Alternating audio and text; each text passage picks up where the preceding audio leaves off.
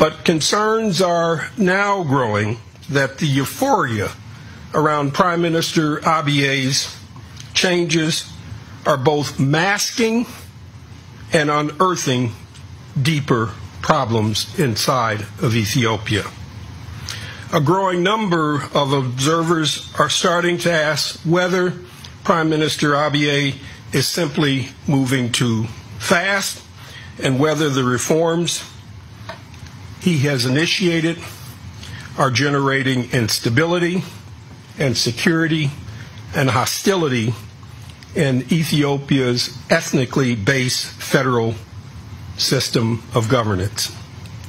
One of the most worrying of concerns is the resentment and resistance that is building up against him and his government in Tigray province, the home of Ethiopia's once all-powerful security chief, Gachacha Asfa. Although 3 arrest warrants have been issued for Gachacha, he remains free and at large in Tigray, where he is being shielded and protected by the regional federal authority. Ethnic tensions are also bubbling up in other parts of the country. Concern about the pace of change and reform has led 2 journalists to recently raise the specter that the political situation in Ethiopia could slowly deteriorate and that the country could experience the same type of ethnic, regional, and religious fragmentation that tore Yugoslavia apart 2.5 decades ago. Here's the United States, whether the president came from Massachusetts or the president came from Virginia. And I don't think it matters anymore, well, at least not quite so much in the United States. It still, I'm pretty sure, matters in Ethiopia. And I think that was the one thing that that really surprised me. Ethnicity was almost a zero-sum game.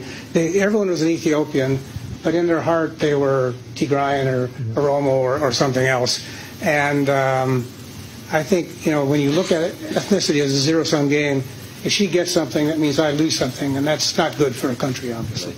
The ethnic relationships, and these are just creating problems all over the country without much regard for what the central government is doing about it or can do about it. And this is the worrisome part. And they're not confined to just 1 or 2 areas. They're, unfortunately, happening throughout much of Ethiopia today. And I suppose on top of that, in any country where there is multiple ethnic groups, there's the potential for ethnic clashes. But what is perhaps different in Ethiopia is that you also have an explicitly ethnically federal state. That's how it's set up in the constitution. So the big question, and I'm glad you mentioned what you just did, Ambassador Shin and Ambassador Bass, thank you for bringing up the rural nature of this, because I think that also feeds into this. But the big question here is, in some respect, do you think ethnic federalism is sustainable? Is this still a model that can work? And how does that look then in terms of all of the other prescriptions or actions that may be necessary to pursue? It's a big question, but it's an important one for the country. I think that's the fundamental question that Ethiopians need to address, because if they don't address the structure of their country, they can't have a successful election, they can't move the economy forward, security will continue to deteriorate. You already have 3% of the population who are internally displaced because of ethnic tensions, displacements. I personally think that a federal structure in a nation that has very different identities for its different components makes the most sense. Now, most opposition parties in Ethiopia, at least while I was there, their main complaint was this was a divide and rule tactic by the minority Tigrayans. It doesn't mean it's the ethnic federalism that I saw in operation in 2010 to 2013. At that point, the security forces, the security service, the secret service was all dominated by one ethnic group. They didn't like to hear that, but it was true. Ambassador Booth, can I ask you to respond to this question about displacement? This is the current situation.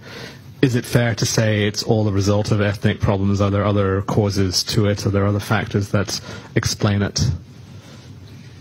My understanding is the displacement that we've seen, the 3% of the population that I mentioned are now driven from their homes, really is it's ethnic. But I've also been told that it's basically political leaders using the ethnic card to boost their own prestige and popularity. You get people riled up. I'm here to defend your interests against the other. And I think that's what we've seen in Ethiopia.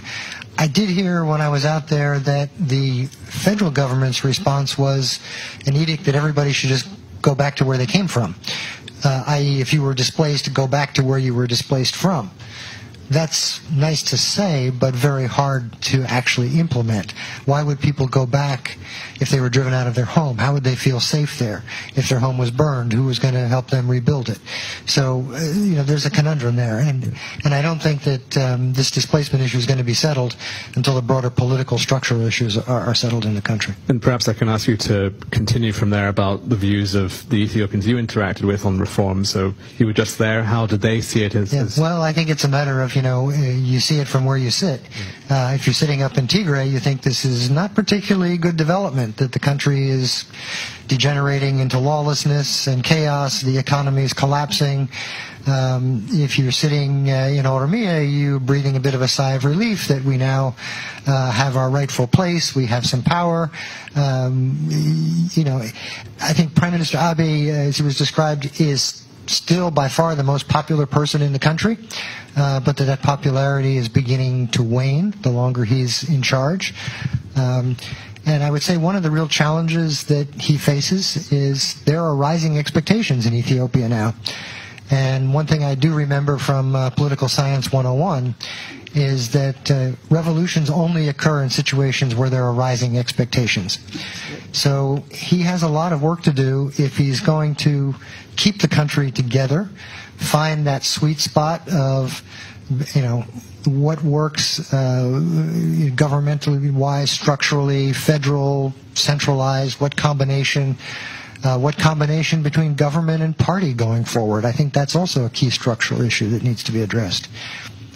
So, again, it's, where you are, it depends on how you see the developments.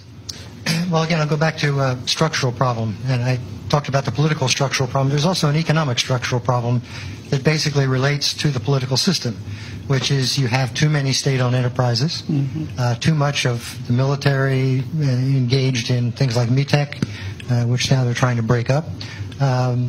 Massive projects like run by the Sugar Corporation, which were huge money losers.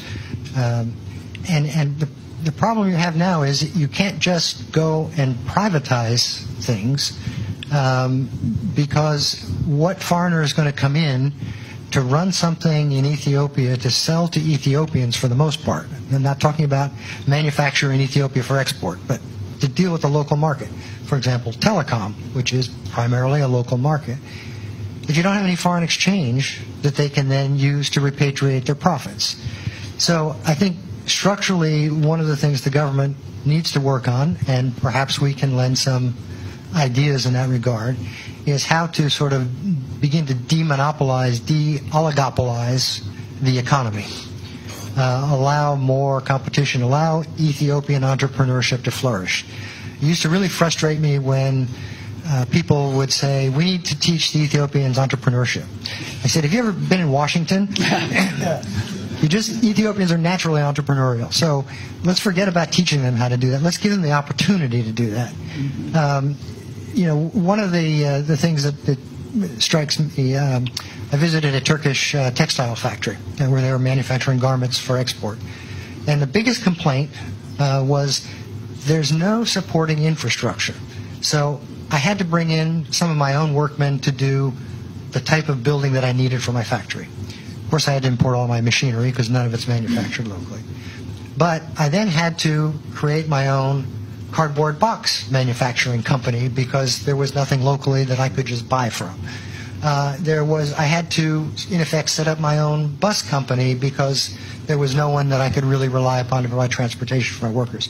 This all adds to the cost of production, and it deters foreign investors. You add to that the fact that the banking sector remains 100% Ethiopian. The idea of getting international firms to go in there when they can't deal with their own bank is something that's a deterrent not only to Western firms but also to Chinese firms. And the inefficiencies in the telecom sector also mean very difficult to do business. I mean, when I was there as envoy for Sudan, South Sudan, several times the internet was closed. Once because of the state of emergency, once ostensibly because the national university exams had been stolen. So the entire internet was shut down for days at a time. How do you process credit card transactions when the internet's shut down? How do you make airplane reservations? How do you make orders, conduct business? This was a real problem.